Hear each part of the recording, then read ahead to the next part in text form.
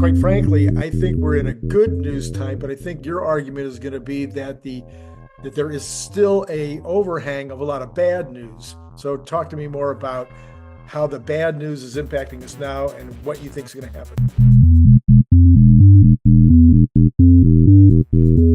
Right. So it's not just bad news. I believe that it is uh, orchestrated attacks, in the media. 'Cause like when all the media picks up on, hey, Tesla Europe sales are down, right?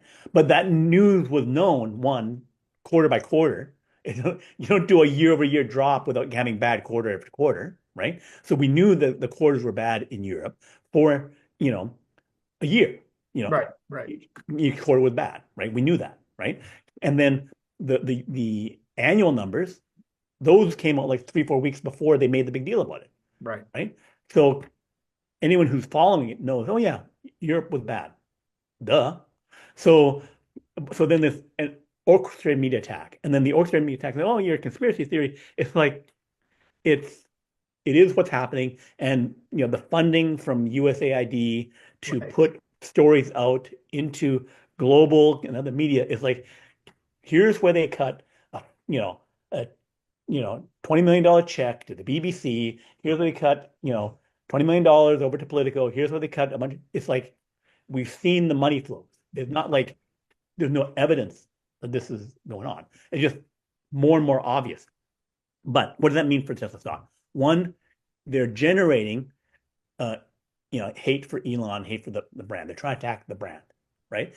And people can say, yeah, there is some substance to that because they are getting some people to not buy the car, right?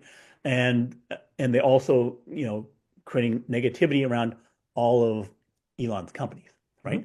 Mm-hmm. So and they have gotten the stock to go down, right? We've gone from that. Part of it is the the Model Y ramp, the lower production numbers. There's some substance to that, and then they're ignoring the positive news, and there is a bunch of positive news that has happened already, Mm-hmm. Yes. right? But so then it goes to, when does enough of the focus shift between the bad news to the actual good news and to the new, really major good news that's going to happen that should override a bunch of this stuff. So that's what my thesis is, that basically over March and definitely around April 2nd is when we reach peak bad news.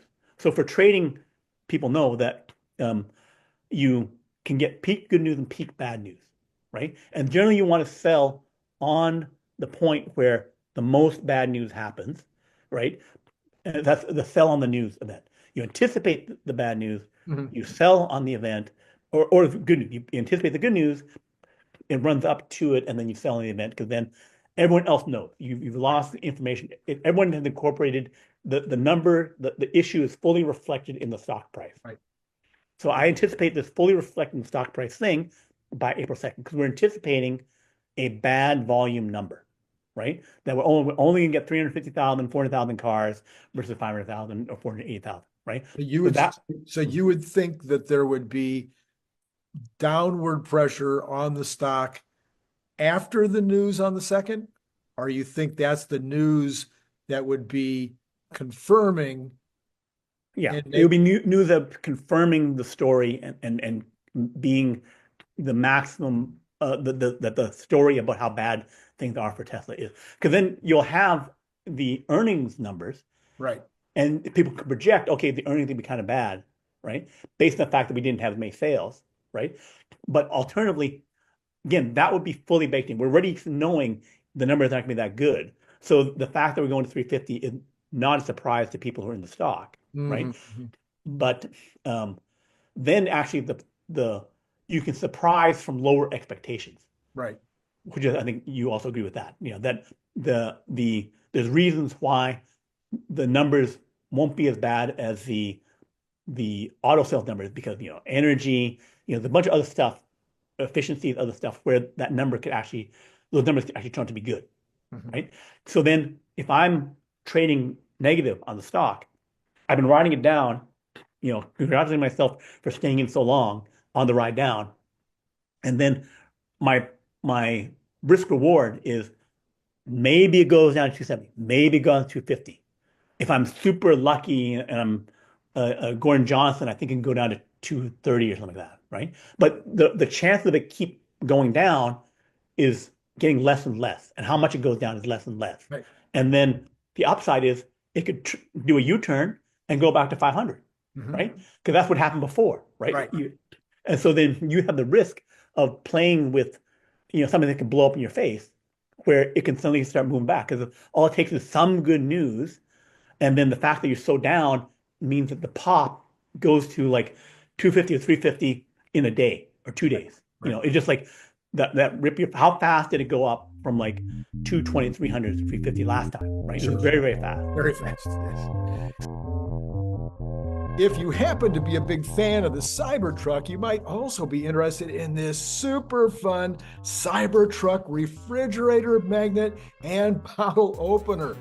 It is made out of super thick stainless steel, just like the Cybertruck, and it has this giant magnet on the back, so it's going to hold a lot of stuff on your refrigerator.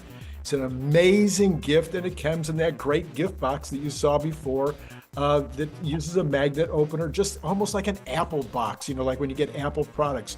You can buy it on Amazon for $29.95, or you can buy it direct from me by sending $25 to paypal.me/Randy Kirk, all in lowercase letters. Please indicate whether you want the stainless steel look, or maybe you'd like to have this very clever camo version. And then if you're not in the US, please add $20 for freight. If you'd like more than one, please check the information below to get pricing, as well as all that information I just told you will be repeated in the information below. So once again, think about joining the channel, getting the up-to-date Tesla news every single day. I think you'll be glad you did.